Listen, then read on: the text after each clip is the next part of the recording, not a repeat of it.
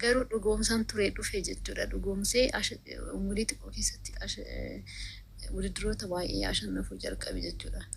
Achumaan carrootan adda addaa keessaa kan dhufan biyya kana akka wanna guddaa naaf godhan akka na barsiisan akka barumsa yuunivarsiitii galee immoo qarshii guddaa akka naa kaffalan jennaan gara kana dhufee jechuudha.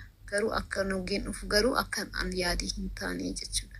Kanaaf namni yeroo tokko waraqaa malee yookaan immoo waa tokko malee illee nama biyya ormaallee kaatanii toziin jettanii deemuun baay'ee isin miidha jedhee yaada. Deebisan immoo namni fayyaa qabaatee biyya ofii keessatti hojjechuu akka qabudha jechuudha.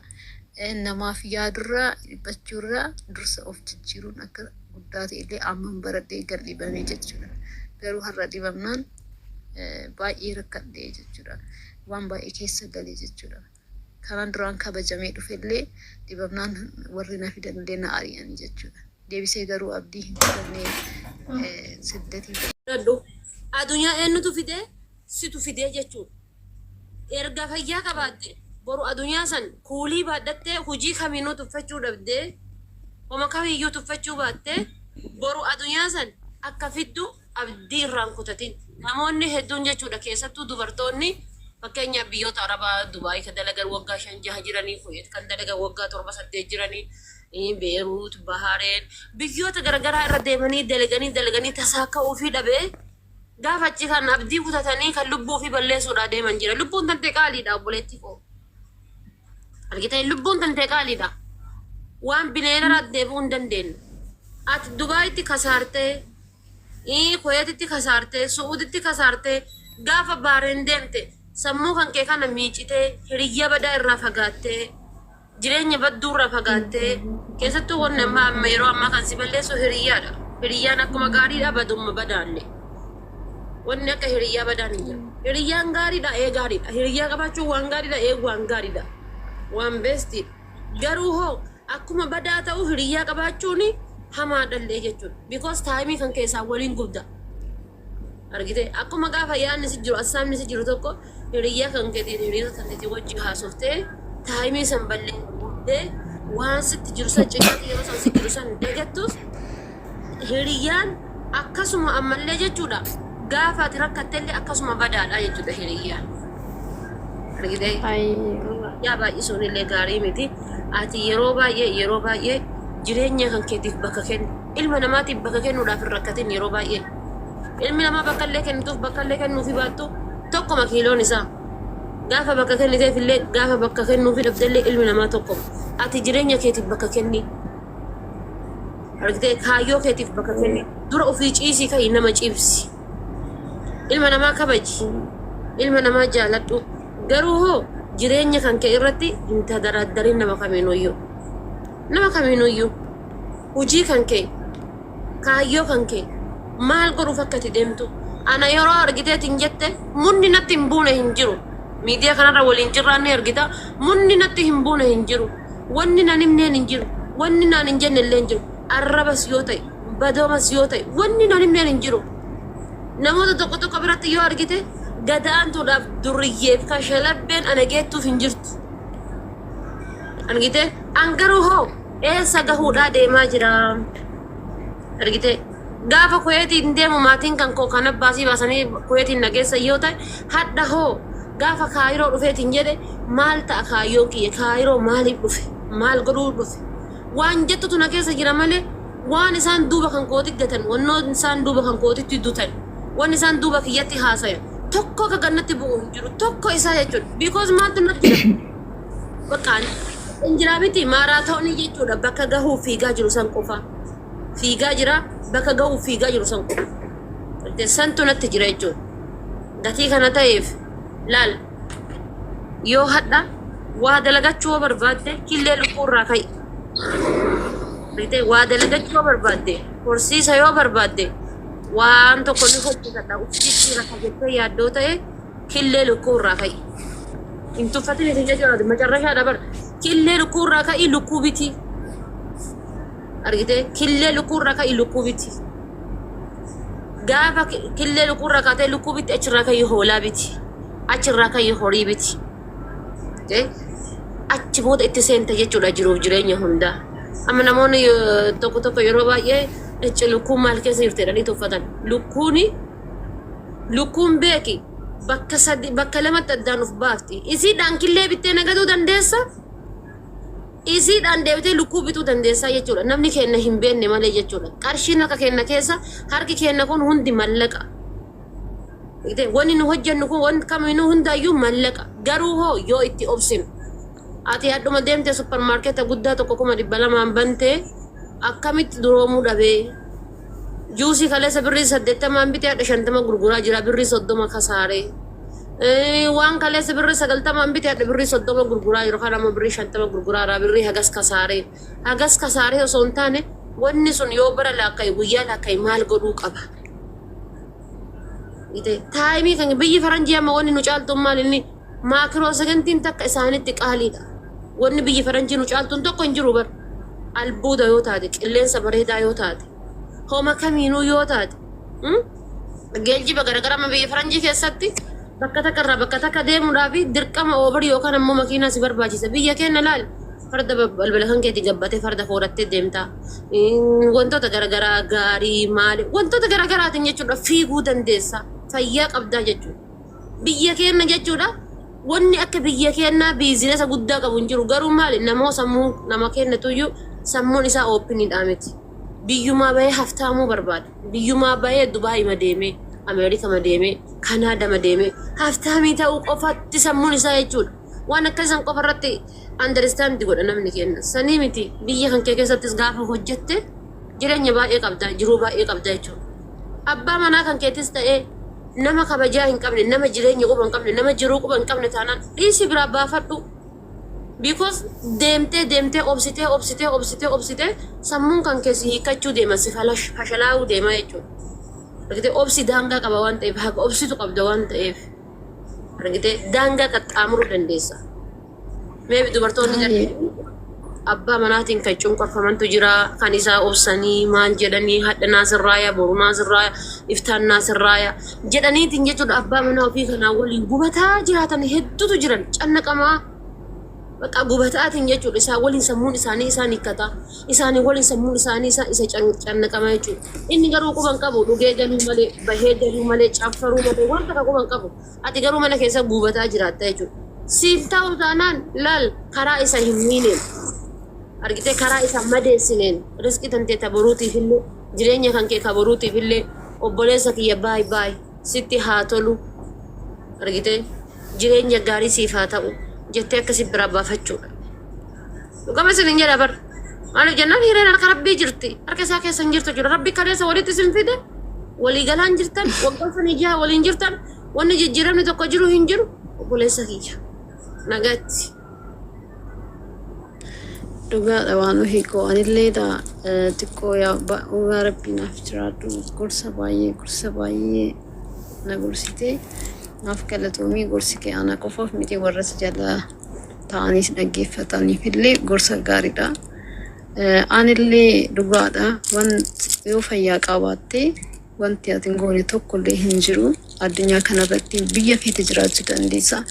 Ana jiru kiyyatti biyya ormaa hawwii hin beeku. Garuu amma biyya ormaa jiraadha. Yaa Ameerikaa jiraachuus baadhu biyya Ameerikaa irraa adda hin taanedha kanan jiraadhu biyya guddoon jiraadha garuu immoo fayyaa argachuun dadhabe jechuudha. Fayyaan dhabinaa even biyyi nani jirullee namni osoo waa tokko boqadhe illee maatiin kiyya dhaga'uu hin dandeenye illee firallee hin qabne illee jira jechuudha. Baay'ee dhukkubsadheen turina. Waggaa sadiif garuu sooshaal miidiyaa kanarratti jajjabaa waan fayyaa qabu fakkaata sooshaal miidiyaa hedduu tokko naaf fayyadama ijoollummaa waan na qabdus natti fakkaatana. Haa ta'uti garuu nama iddoo guddaa biyya ofiitiif illee ta'uudhaan yeroon durallee gara biyya kanaa dhufu yaa istoorii baay'eedha asirra miidiyaa kanarratti haasa'uu hin danda'u garuu immoo yoo fayyaa qabaadhee seenaan kollee namoota baay'ee miiliyoonota baay'ee jijjiiruu danda'a jedhee yaada yoon lubbuun jiraadhe jechuudha. Wanti nani amma hawwu keessaa namni jechuudha qaamni isaa hundi isaa fayyaa argate taanaan dhugaadha kan akka isaa qabeenya qabu hin jiru jechuudha. Na ani namaaf fira baay'ee maatii guddaa keessa bahedha. Fira rakkoo firaa hin qabu, rakkoo maatii hin qabu garuu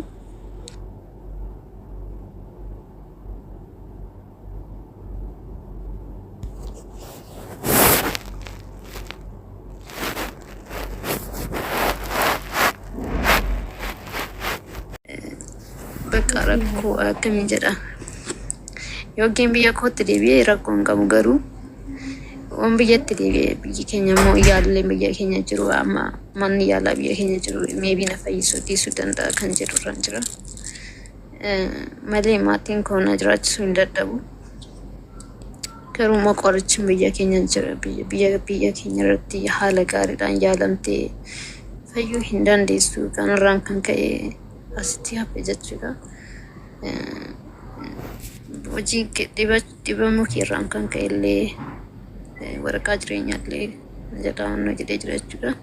Haa ta'uti garuu abdii hin kutanne jechuudha. Odoo nama biraa xiqqaa ta'uuf of waan tokkoof godha garuu inuma rabbi waaqayyo kadhachaa waan hundaa obsaa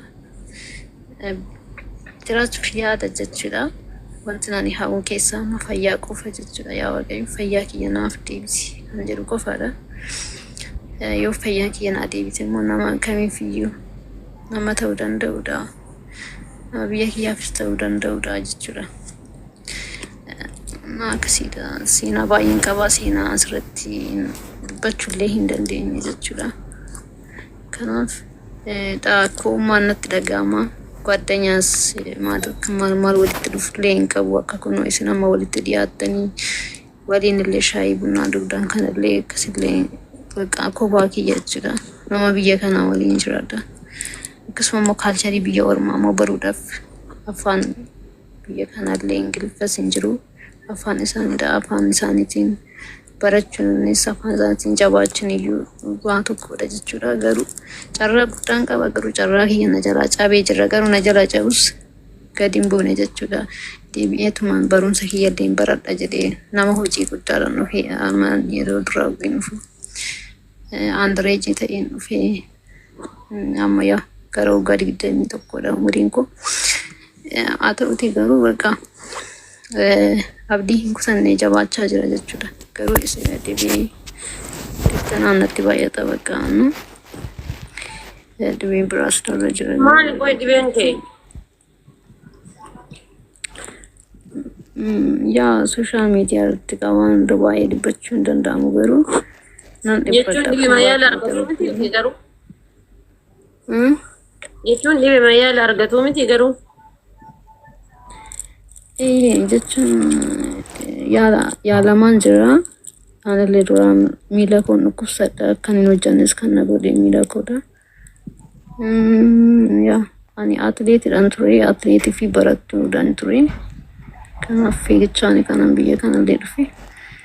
Biyyoota biraatis biyyoota adda addaatti irratti illee baay'ee shaampiyoonii adda addaa ta'een ture garuu haa ta'uti garuu nama biyyatti koollee fiiguu olompikillee fiiguu danda'udha. Garuu otoo osuman namoota biraaf iyyuu ta'aa jiru garuu bakka biyya kana dhufee kan caalu baradheen biyya kiyyaaf ta'an caalu baradheen nama barattee fiigicha qofa odoo hin ta'in nama barattis nan ta'a jedheen kanan gara kana dhufe. Haa ta'uti garuu immoo guddaa yaadee dhufee garuu yeroo tokko tokko kan waaqayyo siif barreessedha jiraatta jechuudha. Anaaf waaqayyo kana barreesse ta'a. Kanaaf kana jiraachaa jira jedhee yaada. Maqaana yaa nama bishaan illee odoo waa tokkotti olsi qabeetu si obaasu hin jiru jechuudha. Haa ta'u malee yaa seenaa baay'ee asirratti Waasin jedha wallahi biyya ati jirtullee hin beeku garuu jechuudha. Yeroo ammaatitti akka kiyyatti jechuudha akka kiyyatti jireenyi kophaa jiinata addunyaa kanarraa ta'ee nama naati jireenyi kophaa jechuudha. Beeki nama hadhaa ol naqabee bishaan nama natti haaqicu nama hadha na bira haa dhaabbatu nama hadda waan tokko na haa godhu ati jettee abdattutu boru deebee dhibee kaansarii sitti ta'a. Dhugaa siin jedha boru deebee dhibee kaansarii sitti ta'a. Ani waan si ajaa'ibu keessa biyya kana jechuudha gaafa dhufu wallahi nama tokko hin beeku warra miidiyaa irra kana malee. Nama takka namoota biroo nama takka hin beeku yookaan fira as keessaan qabu maatii as keessaan qabu maybe jiraachuus malanii eenyu akkas keessa jiruuf eenyu akkas keessa hin jirre illee wanni takka wanni irraa beeku takka hin qaban gaafa biyya kana dhufu jechuudha. Biyya kana dhufee ammoo deebee gaafa mana bahu ji'a takka bichaa taa'ee mana bahee gaafa mana baheetiin jedhu wallahi jechuudha dhugaa dubbachuudhaaf karaa suuqa jaawaadhaniitiin naannoo kanatti bakka shunkurtiif timaatimii bitatan wayititu jira. Bakka san malee bakka takka hin beeku. Mana irraa yeroo bahu dhugaa rabbi mana irraa yeroo bahu manatti jechuudha balbala karaa mana kiyyaa san saddeen midhataan dabarfadha sin jedha asirraa dhufee miti karaa kanarraa dhufee miti jedha. Karaan biyya kanaatti baay'ee xamaamaadha baay'ee tokko xamaamaadha. Laallataa sin jedha laallataatiin. Garuu warroonni yeroo san walitti hiriyaa warroonni yeroo san akka walitti dhiyaannu waliin nyaannu waliin dhunnu ana injira miti namaaf harawaa biyyaaf harawaa online irra warroonni ani isaan laalu jechuudha warroonni jaalalli isaanii guyyaa rabbi dachiifa sanna dhaabe maal warri an jedhu dhugaa rabbi yeroo argite jecha takkitti dogongoraa takka osoo miidiyaa kanarra waliin jedhaniiti albee baadhatanii mana walii dhaqan wal qaluudhaaf jechuudha jecha dogongoraa takka garaan isaanii keessi walii fayyaan qabu. Garaan isaanii keessi walii madaadha jechuudha. Jecha takkitti dogongoraa takka osoo afaanii akka tasaa waliin baafatanii wal qaluu wal barbaadan jechuudha. Jireenya walii wal soqan jireenya walii wal barbadeessuudha. Anama jireenya kophaa kan kun jiraadha. Namni tokko mana kan koonatti hin dhufu mana namaa hin dhaqu bakka namni rakkina qabutti bakka namni emergency na barbaadetti hin dhaqa mana kan koo galadhe cufee gachiise mana kiyyaa jechuudha. Azara rabbi yoo taate yoo na dhufte gaafa du'e anuyyuu du'e wannummaan takka ofirra laalu tokko hin jiru fayyaa yoo taate dhibamoo yoo taate maal ta'uu taate san rabbitu harkaa qaba wallahi ofii kiyyaa dheengaddi tan asii dhukkubsadde bulii 10 dhukkubsaddeen ture miidiyaa irraa bade jechuudha akka malee na dhukkubeen ture jechuudha ol ka'ee dhaabbachuu dadhabee baqa jilba kanaan lafarra deemee kushiina dhaqee bishaan buufadha deebi'e jilbaan deemaa lafarra jechuudha. Carqii kan koo akkana jedhee uffachuu dadhabee duddi duubaa kun na baqaqee ilaa ammaa sukkumachuutti jira. Duddi duubaa kun na baqaqee carqii kiyya akkana jedhee akka laala akkana jedhee harka uffata keessa gadi kaa'achuu dadhabee jechuudha. Argitee kanaaf garuu nama tokkoon koottaa natti uffisaa koottaa akkasuma godhaa nama jedhee waaman illee hin qabu. Nama maal taate dhufnee akkasii goonanii nama na wonna hordofillee hin qabu. Numa jallisee hin komannellee hin jajannellee jechuudha. Ilmi namaa hadda osii qabu boruu lafa si kaayee si bira dabarfata. Hadda osii qabanii boruu lafa si kaayanii si bira dabarfatan. Ati garuu wanni irraa abdii kun kutatin siin jedhee si gorsu tokko jiraate rabbii kan keerraa abdiin kutatin.